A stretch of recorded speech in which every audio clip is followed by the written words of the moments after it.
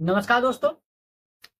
आज यानी कि 1 जुलाई 2024 से अंग्रेजों के द्वारा लाए गए उन कानूनों की ऑफिशियल विदाई हो चुकी है जो आज से 160 वर्ष पहले इस देश में लागू किए गए। अब उनकी जगह पर भारतीय संसद द्वारा पारित 3 नए कानून लेंगे, जिसमें इंडियन पीनल कोड 1860 की जगह पर भारतीय न्याय संहिता को लागू किया जाएगा। सीआरपीसी 1898 की जगह पर भारतीय नागरिक सुरक्षा संहिता को लागू किया जाएगा और एविडेंस एक्ट 1872 की जगह पर अब भारतीय साक्ष्य अधिनियम को लागू किया जाएगा। तो ये 3 कानून आज से 1 जुलाई 2024 से पूरे देश में लागू हो गए।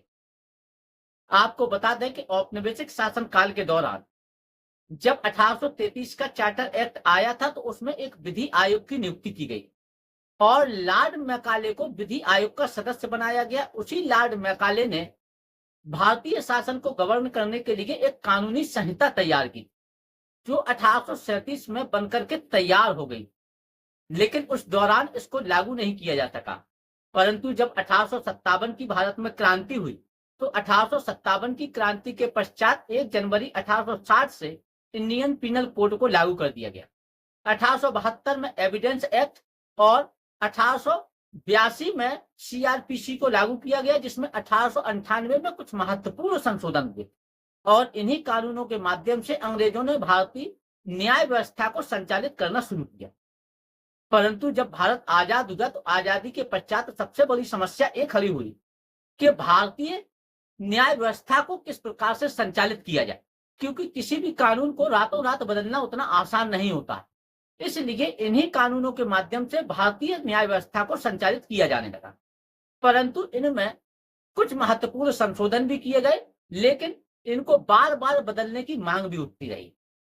तब वर्ष 2000 में अटल बिहारी वाजपेयी सरकार ने एक मालिमत कमेटी की नियुक्ति की और इसी मालिमत कमेटी ने अपनी कुछ महत्वपूर्ण सुझाव दिए, जिसने वर्ष 2003 में सरकार को अपनी रिपोर्ट दी। लेकिन ये समिति की रिपोर्टें पिछले 17 सालों से एक बंद अलमारी में पड़ी रही।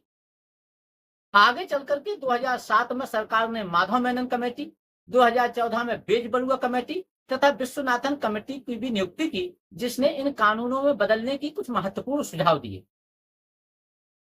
लेकिन जब वर्ष 2020 में मोदी सरकार ने इन समितियों की रिपोर्ट तथा अपनी एक्सपर्ट कमेटी की रिपोर्ट के आधार पर इन कानूनों पर काम करना शुरू किया और 11 अगस्त 2023 को भारतीय संसद में एक नया बिल प्रस्तुत किया जो 21 दिसंबर 2023 को पास हो गया और इनको 1 जुलाई 2024 से भारत में लागू करने की घोषणा की। अब इन कानूनों के माध्यम से क्या महत्वपूर्ण बदलाव आएंगे? पहला तो यह है कि 0 एफआईआर होगी, यानी कि अब अपराध किसी भी क्षेत्र में हुआ हो, व्यक्ति किसी भी थाने में एफआईआर दर्ज करा सकता है। दूसरा, इन कानूनों के माध्यम से संगठित अपराध तथा आतंकवादी कृत्यों को नए सिरे से परिभाषित किया गया है और अब राजद्रोह की जगह पर देशद्रोह को लाया गया है और महिलाओं तथा बच्चों से संबंधित एक नया अध्याय भी जोड़ा गया है, जिसमें किसी नाबालिग के साथ में सामूहिक दुष्कर्म होने की स्थिति में उम्र कैद से लेकर के फांसी तक की सजा का प्रावधान, महिलाओं की खरीद फरोख्त, ऐसे कुछ बहुत से महत्वपूर्ण प्रावधान इन कानूनों के माध्यम से अब देश में लागू कर दिए गए। लेकिन कुछ आधारों पर इनकी आलोचना भी हो रही है, जैसे कि पुलिस रिमांड को 15 दिन से बढ़ाकर के 60 दिन या 90 दिन तक किया जा सकता। पुलिस को जवाबदेह बनाने की अपेक्षा उसको और अधिक शक्तियां दे दी गई। वहीं दूसरी आलोचना इस आधार पर हो रही है कि एक कानून पूरे देश की न्याय व्यवस्था को प्रभावित करती। इन पर संसद में उतनी बहस नहीं हुई है जितनी की होनी चाहिए।